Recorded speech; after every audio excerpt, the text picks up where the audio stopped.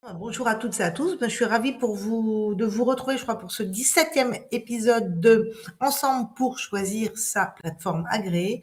Et aujourd'hui, nous avons la grande chance d'accueillir Michael Gandon de Chain Trust. Alors, je crois que maintenant, nous sommes tous habitués à ce format. 30 minutes pour répondre à 10 questions. Ce sont les 10 mêmes questions. Vous savez que sur notre site internet d'Ensemble pour agir, vous pouvez revoir tous les replays des éditeurs que vous souhaitez. Donc, il y en a déjà 17. Ça peut déjà pas mal vous occuper pour ce week-end si vous sentez que l'ennui va vous gagner. Donc, sans plus attendre, je vais passer la parole à Mickaël Gandon et on va répondre tout bêtement à la première question qui coule de source. Merci Mickaël de vous présenter, de présenter Chain Trust et de présenter votre plateforme agréée. Bonjour Virginie, bonjour à tous. Alors, je m'appelle, donc déjà, avant tout, je suis ravi d'être avec vous ce matin. Je vais vous présenter un peu ce qu'est Chain Trust. Donc, Chain Trust, initialement, c'est une société que j'ai créée en 2018 qui aide les experts comptables à automatiser leurs tâches récurrentes, principalement la comptabilité d'engagement, donc avec de l'OCR, mais surtout de l'IA. Nous, notre spécificité dès le début, c'était qu'on n'avait pas de paramétrage. Vous glissez, déposez un FEC et on va analyser votre FEC et on va être capable de comptabiliser vos factures dans les bons comptes, y compris des factures très compliquées. Donc on est spécialisé en pharmacie, bar tabac, bénéfices agricoles. Voilà, on a des factures très très complexes. Et en plus de ça, on propose une GED. En plus de ça, on propose un module de facturation. En plus de ça, on propose un module de paiement. En 2024, on a rejoint un groupe qui s'appelle Visma, qui est un des leaders de la facture électronique en Europe, avec des sociétés comme Ifacto, Mavanta, SmartBill, donc avec une grosse expérience du réseau PayPal, une grosse expérience de la facture électronique, en particulier parce que les pays nordiques se sont appropriés cette réforme il y a déjà quelques années. Et nous étions déjà sur le point nous avions fait notre dossier pour être PA, et aujourd'hui, nous sommes la PA, une PA destinée aux experts comptables, et également la PA du groupe Visma. Voilà un peu comment on a créé Chain Trust et où est-ce qu'on en est aujourd'hui. Merci beaucoup, Michael. Alors, deuxième question, quelle est la cible de cette PA? Alors, vous en avez un petit peu parlé, mais on peut peut-être affiner la réponse, puisqu'il y a des PA, on a reçu Générix, qui était plutôt une PA en marque blanche pour des cabinets d'expertise comptable qui souhaitent avoir une PA, et j'ai envie de dire peut-être plutôt des gros cabinets. Il y a des solutions complètement intégrées que nous avons reçues ici, comme Time Penny Lane. La question est, votre PA, elle est dans quelle case, si on a envie de mettre des cases. Mais nous, experts comptables, souvent, on aime bien les cases, les comptes. Oui, oui. Donc nous, on est la PA des experts. Donc on est une PA uniquement destinée aux experts comptables. On ne travaille qu'avec les experts comptables. On ne travaille pas avec les PME. On ne travaille pas avec les ETI. Donc vous pouvez prendre en tant qu'expert comptable la PA Chain Trust et on se connecte automatiquement à tous les logiciels de comptabilité du marché. Donc c'est-à-dire aujourd'hui il y a une API qui s'appelle l'API AFNOR qui permet de brancher les solutions compatibles avec les PA. Nous, on va pas forcément l'utiliser pour les experts comptables parce qu'on a déjà des connecteurs natifs avec Sage, Cegid, Pennylane et tous les autres, Emma Unisoft et Income, enfin tous les logiciels ont déjà des connecteurs natifs. Donc nous, on est vraiment une PA qui s'ajoute à votre logiciel de production comptable et on est uniquement destiné aux experts comptables. Et en même temps, si vous avez un produit Visma déjà dans votre panel d'outils, on va aussi nativement se connecter, bien entendu, aux outils Visma, mais on est aussi une grosse part de notre clientèle est quand même sur Cegid, Sage, voilà, on n'est pas du tout bloqué en fonction de Et votre on a logiciel, envie de on rappeler travaille en bonne quelques intelligence. vous pouvez nous rappeler, Michael, quelques produits Visma, comme vous les avez appelés? Oui, bien sûr. Donc, en logiciel de production, il va y avoir Income. Il va y avoir un outil qui est Finthesis, qui est un outil assez intéressant quand vous avez des CFO, quand vous travaillez pour des PME qui ont besoin de tableaux de bord. Donc c'est un outil avec pas mal d'indicateurs d'analyse de marge. Il va y avoir un outil assez intéressant sur tout ce qui est lutte anti-blanchiment qui est assez bien fait, qui s'appelle Quanta. Il y a un outil que vous allez peut-être moins utiliser en direct, mais vous ne le savez pas, mais votre logiciel l'utilise peut-être, qui s'appelle Télédec. Télédec, en fait, c'est un portail qui envoie les télédéclarations fiscales à l'administration fiscale, et c'est plutôt les logiciels qui l'utilisent en direct, mais peut-être que votre logiciel, même si c'est pas un logiciel Visma, utilise Télédec. Et on va avoir un outil qui s'appelle aussi, avec qui on travaille énormément, qui s'appelle Mail Company File. Donc on est très intégré, donc ça va être un peu le front du cabinet, enfin le visuel que le cabinet peut communiquer à ses clients. Et on va avoir un outil un peu moins destiné aux experts comptables, un peu plus destiné aux entreprises, qui va s'appeler Evolise, mais peut-être que vos clients l'utilisent. Alors, il est un peu plus développé, par exemple, en outil de facturation ou avec une gestion des stocks. Et Visma, c'est une société, c'est une société norvégienne qui rachète essentiellement des sociétés rentables. Et par contre, elle leur laisse la gestion, elle laisse le management complètement libre. Donc, si vous aviez déjà ces outils et vous avez constaté un rachat par Visma, vous avez vu qu'il n'y a pas eu beaucoup de changements. C'est normal, c'est un peu leur façon de faire. Et je pense que tout naturellement, on a glissé ensemble vers la troisième question, parce que une des valeurs ajoutées de votre PA, j'imagine, c'est cet environnement intégré. Exactement, donc non seulement notre PA elle est connectée à tout, mais il faut garder aussi un point important qu'on voit dans d'autres pays où la PA existe, c'est que l'OCR continue à exister.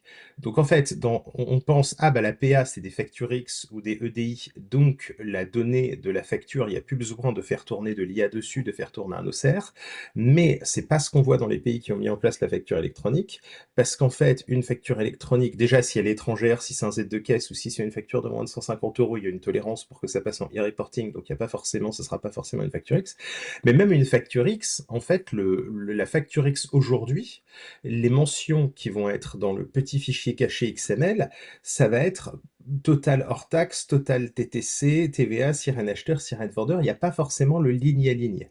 Il y aura ce ligne à ligne, peut-être dans des mises à jour dans le format Advanced qu'on verra dans quelques années, mais si c'est un format complètement basique, une facture de boulangerie, une facture métro, une facture Krill, une facture les produits bâtiments, une facture transgourmet, la facture électronique ne va pas remplacer, ne va pas complètement la saisir.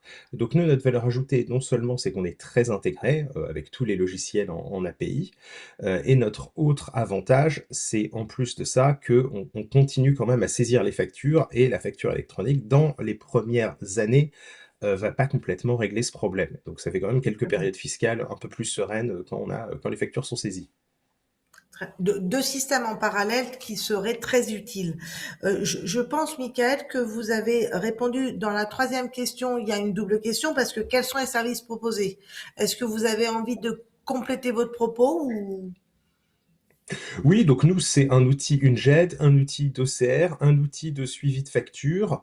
Quand vous avez on a les cycles de vie de la facture qui apparaissent également. Donc, vous pouvez savoir si la facture est payée, si elle est reçue. Un outil de paiement de facture.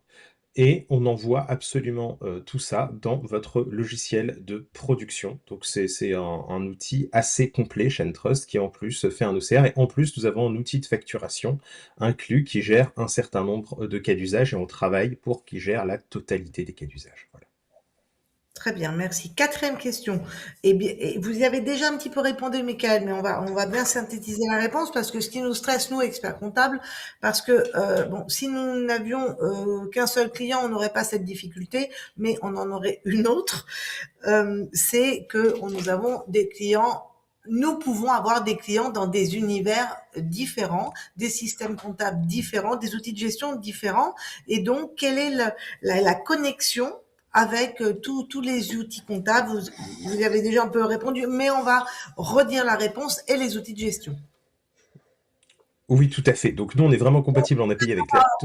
Pardon. Concrètement parlant, j'ai un client qui Oui, est sur Cégide, je dois, ouais, le cabinet choisit l'APA Chain Trust, j'ai un client sur Cégide, est-ce que j'ai une connectivité parfaite? Est-ce que je suis pas du tout oui. enquiquinée? Et outils de gestion. Alors là, je comprends que si j'ai un client qui a Fintesis, comme vous êtes dans le même environnement en matière de finance, ça devrait pas être trop compliqué. Et on s'occupera des caisses à la question numéro 7. Alors, Ok, alors oui, vous avez des API avec tout le monde, donc avec Quadratus, avec Cegid, avec Sedge. Attention, Sedge, il y a un petit montant à payer pour que l'API fonctionne, sinon ce sera des imports. Vous avez également l'API avec bien entendu MyUnisoft, avec Full et bien entendu avec Income. On a aussi des connexions avec d'autres logiciels qui ne me viennent pas forcément à l'esprit. J'ai Cogilog en tête, j'en ai quelques autres qui sont un peu moins connus, mais vous avez des connexions avec tous les logiciels du marché, bien entendu. Ensuite, si jamais il n'y avait pas de connexion avec le logiciel que vous utilisiez, c'est pas un logiciel de production, parce que le logiciel de production, on est connecté, ne vous inquiétez pas, l'AFNOR a été assez intelligente dans cette transition sur la facture électronique, vu qu'il y a une API qui est définie par une norme, qui est une API universelle.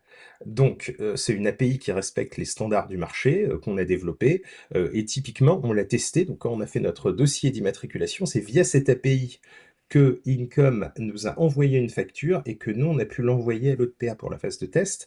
Donc l'API AFNOR marche, donc n'importe quel logiciel qui utilise cette API AFNOR universelle, qui est très simple, va être compatible. Là où je vous conseille de faire très attention, et je me permets une petite digression, même si on n'a pas beaucoup de temps, c'est si vous avez un client qui a un logiciel de facturation à l'intérieur du cabinet, et ce logiciel de facturation à l'intérieur du cabinet est relativement ancien, il a été fait sur mesure, par exemple dans les années 90-2000 en Cobalt par la holding du cabinet, et qui marche parfaitement parce que par exemple il y a la gestion des porte-conteneurs où il y a quelque chose de très particulier avec la gestion du stock, donc c'est quelque chose de très bien, mais c'est pas un outil maintenu. Dans ce cas-là, il faut déjà en parler avec votre client parce que lui, il y a des chances qu'il n'ait pas l'API AFNOR. Si c'est quelque chose qui est maintenu, il n'y a pas de développeur en interne. Donc, sur ce type d'outil très très précis développé en interne, il faut peut-être regarder ce qui se fait sur le marché pour prendre une solution un peu nouvelle génération parce que elle, c'est sûr, toute la majorité, 90% des outils de facturation avec qui je parle sur le marché français, ils vont bien sûr se connecter à l'API AFNOR. Voilà. Je Excusez-moi vous pour la remercie, digression. Michael. Oui. Merci beaucoup d'aborder ce sujet parce que on a, en tout cas moi dans ma clientèle, j'ai quelques clients qui ont des logiciels faits maison des années 90 ou 2000 par un copain informaticien, enfin bref. Et là, c'est là tout l'intérêt de faire la cartographie de nos clients. On le répète et on le répète avant de se lancer dans l'aventure de choisir une PA. Il faut absolument faire la cartographie de nos clients. Évidemment, un point essentiel de cette cartographie, c'est de savoir ce qu'utilisent nos clients. Ils font leur facture de vente sur Word, sur Excel ou sur un logiciel maison qui gère aussi des stocks, qui gère ci, qui gère ça. Et là, c'est un système informatique complètement intégré et qui a peut-être 20 ans ou 30 ans. Et là, il faut se poser beaucoup de questions pour savoir si on rentre sans souci sur le plan technique dans cet univers de la facture électronique. Je voulais vous poser une autre question, mais c'est pas grave, tant pis pour moi, ça me reviendra. Si, pardon. Ce qui nous intéresse beaucoup, nous les experts comptables, c'est que la facture, elle soit en pièces attachées dans notre outil de production. Euh, euh, on dit qu'on transhume avec cette fameuse API AFNOR. Mais est-ce que il est prévu la pièce attachée, peut-être ma question est complètement débile, je n'en sais rien, parce que parfois je maîtrise pas du toutes la technicité du système. Donc, est-ce qu'on doit faire attention à ça, Michael, ou pas? Non, alors les éditeurs ont compris en fait. Ce qui se passe, c'est que donc la PA, donc la PA, elle passe par un tuyau qui s'appelle PayPal. Voilà. Oui, Dans ce tuyau qui s'appelle PayPal entre deux PA, au milieu, il y a anciennement la PPF. Là, je vais dire la DGFIP parce que la PPF c'est un terme bien sûr. qui est compliqué. Et elle va prendre uniquement le XML. Elle va pas prendre le PDF. Par contre, Ah, nous, on communique bien le PDF. c'est qui nous? Donc, il y aura bien les deux PA, entre les deux PA. entre par exemple Income et Chaintrust, ou CJD et Chaintrust, ou PNL et Chaintrust. Nous, D'accord. on communique bien le PDF. Par contre, la DGFIP, elle, ça l'intéresse pas. Elle, ce qui D'accord. l'intéresse, c'est les données non structurées. C'est les données Et structurées donc, cachées dans le fichier. j'ai un client qui a fait son petit truc maison depuis 20 ans. Il se trouve que finalement, il peut passer par l'API AFNOR. Ce n'est pas parce qu'il passe par l'API AFNOR que j'aurai forcément la pièce attachée. Est-ce que c'est ça Alors, ça la dépend. réponse? Alors, ça dépend comment il a codé sa connexion avec l'API AFNOR, mais pour moi, si, il doit y avoir la pièce attachée s'il a bien fait les choses. D'accord, très bien, merci.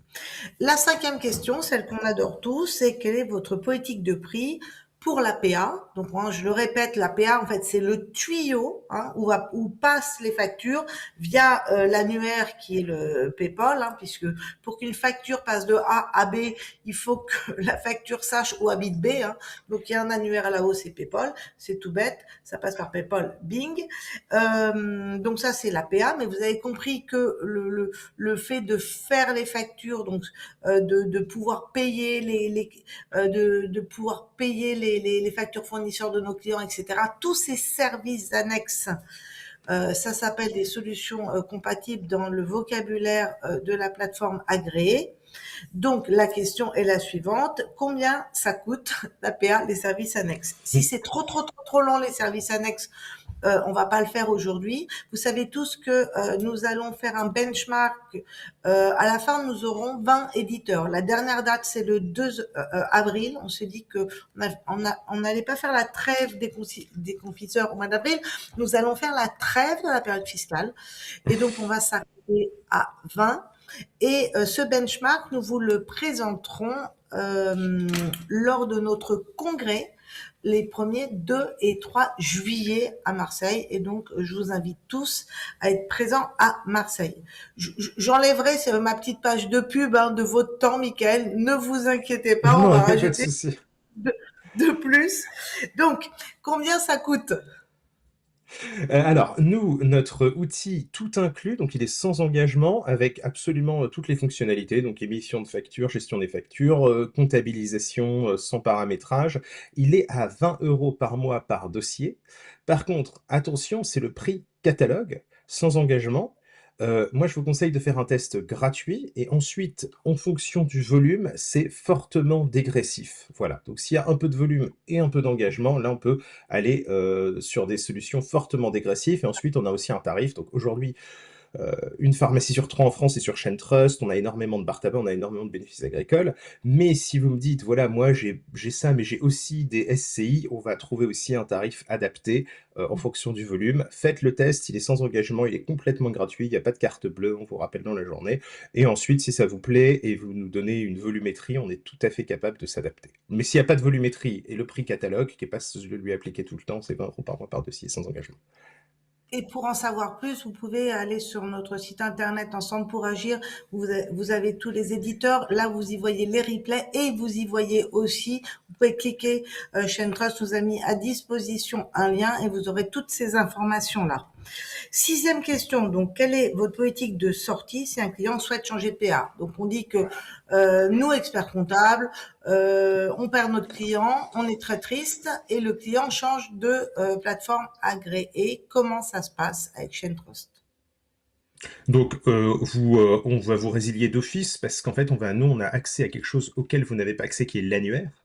Donc, nous, chez Gentrust, il n'y a pas d'engagement. Donc, on va voir directement que votre client a changé. En requêtant l'annuaire, on va voir que nous ne sommes plus sa PA attitrée, qu'il a changé de PA.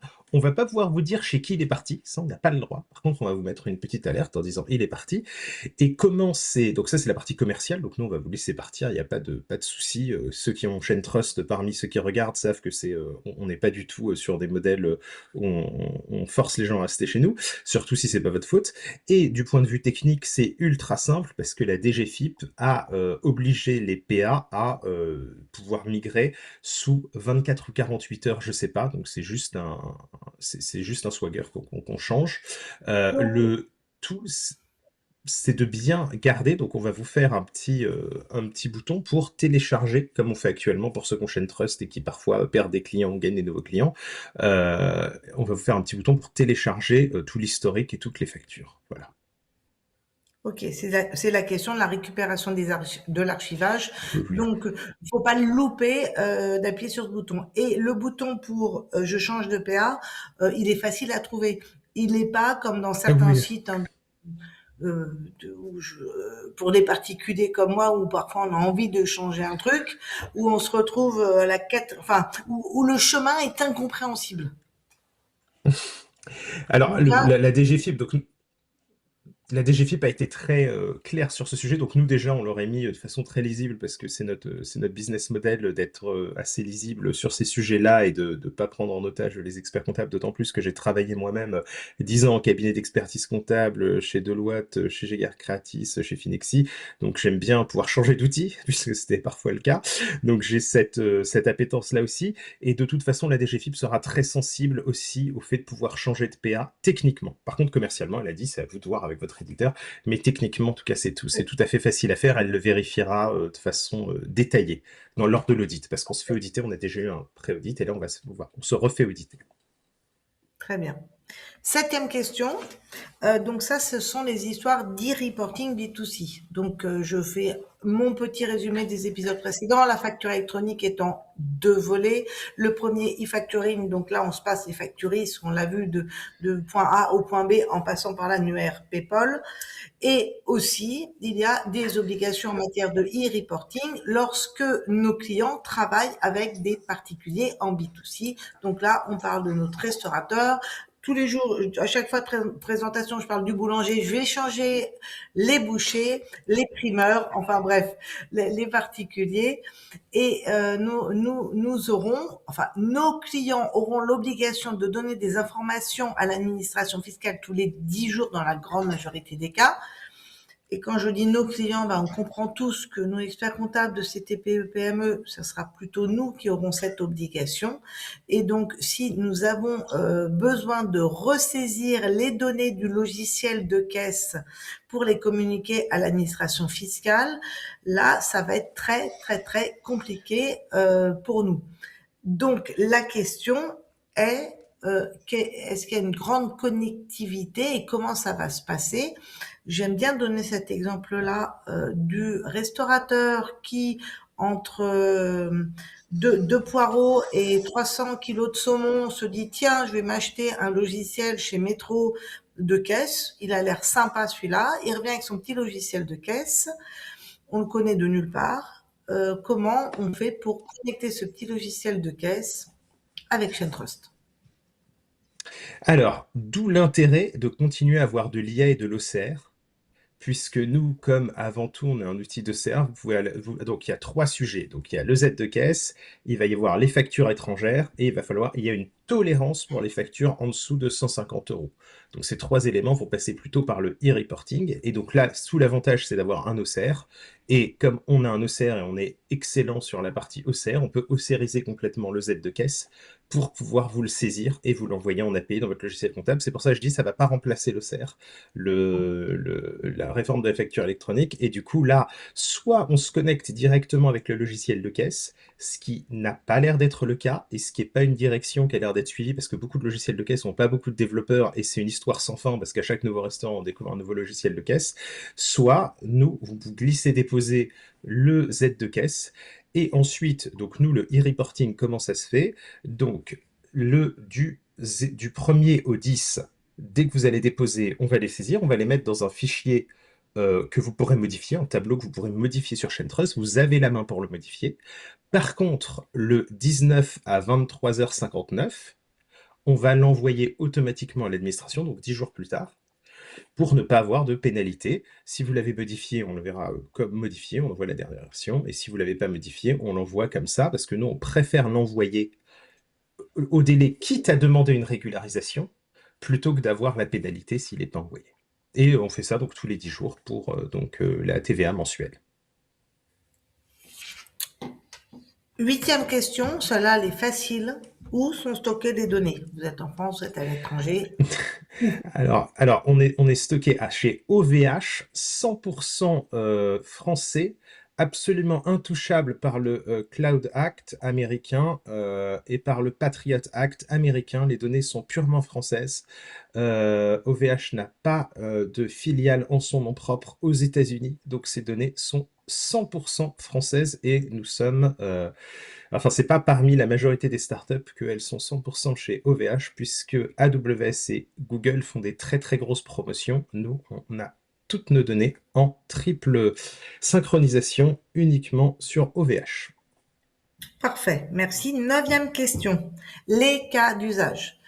Les cas d'usage qui ne sont pas traités en fait par la plateforme agréée, qui sont traités en fait par les logiciels de gestion, de vente. Il y en a 47 déterminés par l'administration fiscale, qui sont des exceptions. Comment je traite les acomptes, comment je traite les notes de frais, comment je traite quand c'est je paye avec une carte de carburant. Comment bon voilà. Je vous invite à tous les connaître et de les apprendre par cœur. Bon là je plaisante un petit peu. Euh, euh, la question, c'est est-ce que vous les gérez tous? Et si vous les gérez pas tous, ben, lesquels ne sont pas gérés? Donc on va absolument tous les gérer. C'est une priorité pour nous. On a un outil de facturation, donc on va vraiment en gérer on va vraiment gérer 100% de tous les cas d'usage. Par contre, ça sera pas forcément en septembre 2026 qu'on les gérera tous, puisqu'il y en a qui ont été rajoutés récemment, et il y en a qui sont extrêmement spécifiques, des cas bis sur des modalités de facturation particulières, sur le secteur aurifère. C'est pas la majorité de nos clients, donc on va tous les traiter, c'est une certitude. Par contre, ce qui est sûr, c'est que on va vraiment les traiter petit à petit. On va vraiment tous les mettre en place. Là, aujourd'hui, on en a une vingtaine et on va progressivement, septembre 2026, je pense qu'on en aura entre 35 et 40. Et ensuite, au moment de la vraie réforme, qui est plutôt septembre 2027 pour l'émission de vos PME, on aura la totalité des cas d'usage qui seront disponibles. Oui, alors donc je rappelle, 1er septembre 2026, nous allons réceptionner les factures, en gros, des boîtes des ETI et des boîtes du CAC 40.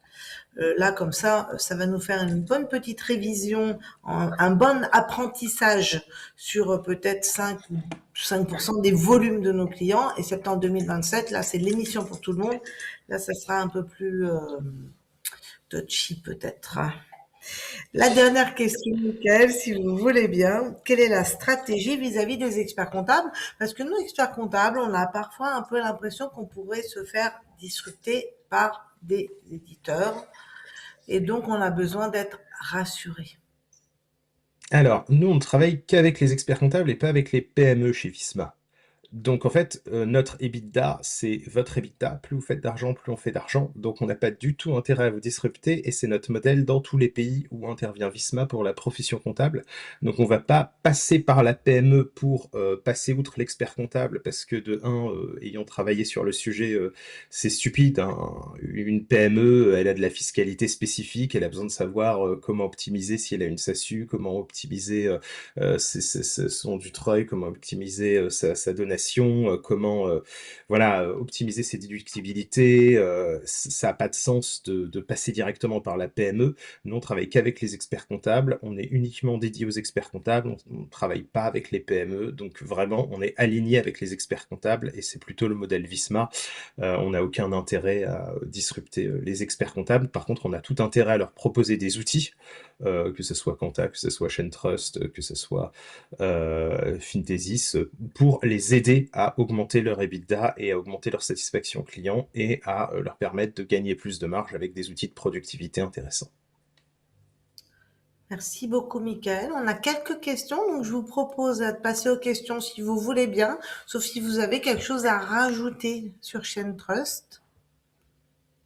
Non, merci beaucoup et n'hésitez pas, si vous avez un peu de temps, à aller sur le site internet et à regarder nos différents, enfin regarder le produit et regarder si vous avez besoin d'une démo parce que c'est peut-être le bon moment si vous avez des dossiers à fort volume. Voilà, avec un peu de saisie, si vous terminez tard le soir, c'est un outil qui se met en place très rapidement en une demi-journée. Il suffit de déposer un FAQ, de déposer un PDF de 400 factures, des factures d'achat, des factures de vente, des photos de chat. On découpe tout, on enlève les photos de chat et on envoie tout dans votre logiciel. Super. Bon, nous, on aime bien les chats, hein. Bon, alors, Florence nous pose une question, mais je pense qu'on y a déjà répondu, puisque Florence nous demande, est-ce qu'on, alors, l'envoi des factures dans notre comptabilité avec les PJ, j'imagine que c'est pièces jointes, j'imagine que c'est la facture, et je pense que c'était la question que j'ai dû poser quelques instants après, sans vous avoir lu, Florence, donc je pense que on a déjà répondu à votre question. Après, j'ai Myriam. Alors, je dis bonjour Myriam, parce que je pense que Myriam, vous étiez là hier, bah, c'est bien sympa d'être là tous les jours. Donc, si je comprends bien, votre PA gère les factures à l'international et pourra traiter les e-reporting international. Oui, oui, tout à fait, tout à fait. C'est-à-dire les factures internationales, on va pouvoir les saisir dans notre e-reporting et les éclater en plusieurs lignes, avec plusieurs comptes 6, en fonction de votre FEC. Donc, on pourra tout à fait non seulement répondre à cette obligation légale, mais surtout, et plus important, envoyer dans votre logiciel des écritures déjà éclatées avec plusieurs comptes 6, plusieurs comptes 4, 4, 5 si besoin, et le bon 401 qu'on créera à la volée ou qu'on comprendra qu'il existe déjà dans le FEC. C'est ça notre grosse valeur ajoutée. Super. Autre question de Myriam. Et c'est vrai que merci Myriam de la poser parce que je ne l'ai pas posée. L'histoire de lorsque nos clients font leurs factures sur Word Excel. Est-ce que vous pourrez les accepter et transformer ce format en facture X? Oui, on peut le faire, mais j'en ai pas parlé et c'est volontaire parce que je suis peu à l'aise avec ça. Donc techniquement, on pourra le faire, mais c'est une solution de la dernière chance. Je vous explique pourquoi. Parce que si vous faites vos factures sur l'outil de facturation ShaneTrust, dans ce cas-là, nous, ce qu'on regarde, c'est la suivi de la séquentialité. Donc, on va vérifier que la facture, il y a la facture 3, et ensuite il y a la facture 4, et ensuite il y a la facture 5. On va vérifier quoi aussi? On va vérifier que le sirène de l'acheteur existe, le sirène du vendeur existe, parce qu'en fait, on est connecté à la base INSEE. Et on va vérifier un dernier point. Donc, c'est certaines vérifications, je ne vous les cite pas tous, mais un dernier point qui est important, qui est que la TVA est bien calculée et du coup que c'est bien 20 et que c'est pas 19 999 ou 20 001, ce qui est le cas dans certaines formules Excel que j'ai vues. On va aussi vérifier que les mentions obligatoires sont bien présentes. Donc, on est rassuré si vous passez par l'outil de facturation ShaneTrust. Si vous passez par un PDF, donc on n'acceptera pas les Word et les Excel, par contre on acceptera les PDF et on va les enrichir en cachant un petit fichier XML pour les transformer à la volée en facture X. Mais dans ce cas-là, le risque de contrôle fiscal devient exponentiel. Parce que nous, Bercy nous a clairement dit que la réforme de la facture électronique, ça allait aider les experts comptables et les PME, mais c'était aussi un outil pour les guider dans leur récupération de la TVA. Et du coup, les sauts de séquentialité et les problèmes de TVA et les problèmes de totaux qui ne sont pas équilibrés, ils vont pouvoir le voir directement et ça va être donc une incitation à un contrôle fiscal. Donc la réponse est oui, mais je préférerais que, avant de faire ça, vous testiez avec l'outil de facturation ShaneTrust avec vos clients, parce qu'en fait, on se dit souvent, c'est une catastrophe, ils changeront jamais d'outil de facturation. Et aujourd'hui, mes compétiteurs et amis ne m'en voudront pas, mais les outils de facturation, ils sont extrêmement similaires entre toutes les solutions et ils sont relativement bien faits. Et il est possible dans la totalité des solutions d'importer les types de produits avec un fichier XML ou Excel, et on est capable de faire un logiciel de facturation relativement simple à utiliser. Donc, Michael, votre réponse, c'est oui, on va pouvoir récupérer Excel ou Word, mais en fait, c'est particulièrement insécure parce que c'est pas contrôlé, en gros, et on est mieux à être dans un logiciel de facturation. Il y a certains secteurs Ouais, d'activité, comme le bâtiment, où là, les ouais. factures de vente, elles sont insupportables, retenues sur Ouais. garantie, compte prorata et tout le tralala. ShaneTrust sait faire ces factures-là? Là, on est en vente, Alors, hein. oui, là, on va faire une autre stratégie. On va plutôt se connecter à Granit, à Progebat. Et on est plutôt en train, donc il y a 4-5 logiciels, et là, ça, on va pas le permettre parce que typiquement les états d'avancement de chantier avec les cautions, c'est très compliqué, on Oui, sait pas le faire. Par contre, ce qu'on va faire, c'est que là, on va plutôt voir comment ils se connectent à l'API AFNOR et essayer de se connecter avec eux. Donc, je vous ai dit, on ne se connectera pas à tout le monde. C'était vrai pour les logiciels de caisse. Pour, par contre, les outils BTP, c'est un peu moins vrai parce que là, on va pas, on est un peu obligé parce que nos clients ont énormément de dossiers BTP, nos experts comptables. Donc, là, on est en train de le faire. Voilà. Donc, ça, là, on se d'accord, très bien. connecte. Alors, j'ai une question anonyme. Alors, bonjour, du fait des 2 dates liées à la réforme, si un client a besoin d'un outil de facturation pour l'émission de ses factures électroniques en 2027, exemple Evolise, est-il possible d'abord d'inscrire le client sur la PH Trust au 1er septembre de cette année, puis de switcher via Evolise au 1er septembre 2027?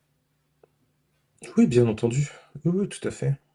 Tout à fait. Ou vous pouvez directement le mettre sur Evolise, il aura la PHN Trust dès cette année, c'est la PHN Trust derrière Evolise. Donc, en fait, vous le voyez pas, mais une PA, il y a que en France où les PA font beaucoup de services en plus, comme le CER, la facturation. Mais dans certains pays, la PA, c'est juste des lignes de code, et l'autre PA, c'est juste des lignes de code, et en fait, c'est les SC.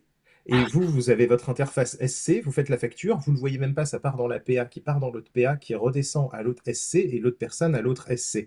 Donc si vous prenez Evolise, en fait, derrière, ça sera Trust, donc peut-être prendre directement Evolise, mais si vous voulez prendre Trust pendant un an et ensuite migrer sur Evolise, avec grand plaisir, c'est tout à fait possible. Une question d'Anne-Sophie, et pour le moment c'est la dernière. Qui assure la maintenance? Pardon, je vais refaire. Chentros assure-t-elle la maintenance des clients en direct? Ah non, pas du tout. On communique jamais avec vos clients. Alors, parfois, on fait des webinaires quand le cabinet nous le demande à beaucoup de clients. C'est un très gros cabinet et qui veut faire un webinaire sur la facture électronique. Il nous demande d'intervenir parce que on est à la DGFiP toutes les semaines, donc on est des sachants, donc on l'aide à ce sujet avec grand plaisir pour vous le faire. Par contre, on ne communique jamais avec vos clients finaux et certains cabinets ne veulent même pas que le client final communique avec nous, donc nous on communique pas du tout, D'accord. à part pour des webinaires. Mais c'est pas notre, on ne fera pas ça. Ok, très bien. Je n'ai plus de questions. Ben, je pense que c'est le temps de nous quitter, Michael. C'est le moment. Je vous remercie beaucoup pour toutes ces explications. On vous attend nombreux au congrès ensemble pour agir des 1er 2, 3 juillet à Marseille, où on va vous parler du Big Bang de l'expertise comptable. Vous savez que euh, on s'interroge beaucoup ensemble pour agir à quel sera notre métier dans 5 ans. C'est-à-dire, d'un côté, la facture électronique qui va apporter un taux de numérisation extraordinaire, ce qu'on n'a pas aujourd'hui dans nos cabinets. De l'autre côté, l'IA qui devrait s'intégrer à nos process de production incessamment sous peu, et a priori, il y en a dans Trust. Et ensuite, la financiarisation. Ces trois états, en fait, créent un Big Bang, et on l'appelle volontairement Big Bang, et on serait pas, nous nous interrogeons sur notre profession demain, et je vous incite tous à venir à ce congrès à Marseille, venir nombreux, à venir nous poser des questions, à venir nous rencontrer, et on vous donnera aussi le benchmark de toutes ces solutions. Je pense qu'on n'est pas très très nombreux à faire un benchmark aussi exhaustif, donc on vous attend nombreux. J'en ai fini avec ma petite page de pub. Je vous souhaite une très très très très bonne journée à tous. Pour ceux qui nous voient en replay, bah, peut-être que c'est bonne nuit. Je vous dis à bientôt pour de nouvelles aventures. Au revoir. Merci beaucoup, Michael. Merci, au revoir à tous et passez nous voir au stand Visma justement au congrès parce qu'on a pris un bar, donc venez prendre une coupe et parler IA et agentique avec nous également.